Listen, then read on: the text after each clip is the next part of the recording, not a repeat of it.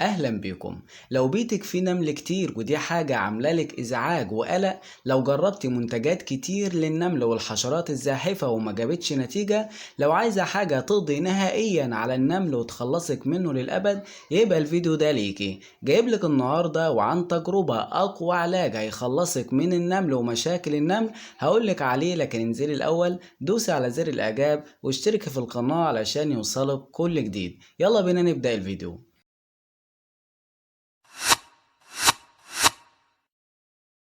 جايب لكم النهارده حاجة اسمها اكتوميثرين 5%.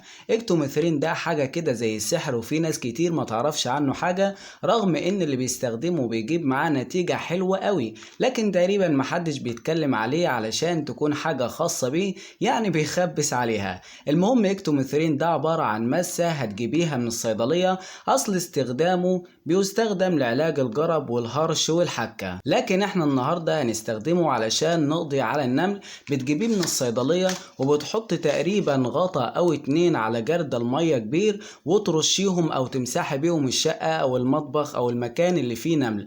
لكن لازم تاخدي بالك انه في مادة سامة، يبقى لازم تاخدي احتياطاتك كلها، تلبسي جوانتي قفازات وتبعديه عن الاطفال او حتى عن الكبار. وبعد ما تخلصي تغسلي ايدك كويس، يعني تاخدي احتياطاتك كلها. استخدميه وان شاء الله يجيب معاك نتيجة كويسة وهيقضي تماما على النمل او اي حشرات زاحفة. وزي ما قلتلكم في كل فيديو، انا مش دكتور ولا صيدلي، لكن بجيب لكم حاجات ناس جربتها وجابت معاها نتيجة كويسة، فبقول لكم عليها على اساس انها تجيب برضو معاكم نتيجة كويسة. لكن ما تستخدموش اي حاجة غير لما ترجعوا للدكتور او الصيدلي، لان هم اكتر 2 هيقولوا لكم الحاجة دي تنفع معاكم ولا لا. ونتقابل ان شاء الله في فيديوهات تانية. سلام عليكم.